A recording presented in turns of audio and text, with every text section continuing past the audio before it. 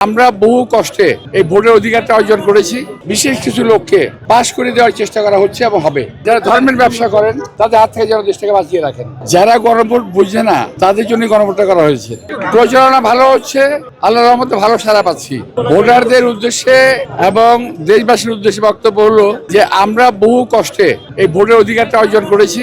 এই অধিকারটা যেন আমাদের নষ্ট না হয় এবং সঠিক জায়গায় ওনারা যেন ভোটটা দেন। আমি আমার কথা বলছি না, আমি বলছি যারা এই দেশের দেশকে ভালোবাসে, দেশের প্রতি যাদের ভালোবাসা আছে তাদের প্রতি যেন ভোটটা দেন। যারা মিথ্যার ব্যবসা করেন, যারা ধর্মের ব্যবসা করেন তাদের হাত থেকে যেন দেশটাকে বাঁচিয়ে রাখেন।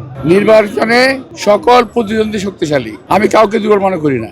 যারা গণভোট বুঝে না তাদের জন্য গণভোটটা করা হয়েছে।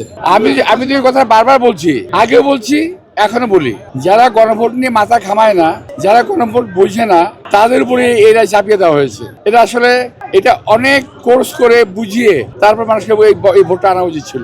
এত হারি করা কোনো প্রয়োজন ছিল না। আমার পরিষ্কার অভিযোগ, এই নির্বাচনের সময় সে দলকে বিশেষ কিছু লোককে পাশ করে দেওয়ার চেষ্টা করা হচ্ছে এবং হবে। আমি আগে বলছি, এখন বলছি, আগামীতেও বলবো, প্রতিরোধী ভূমিকা পালন করবো।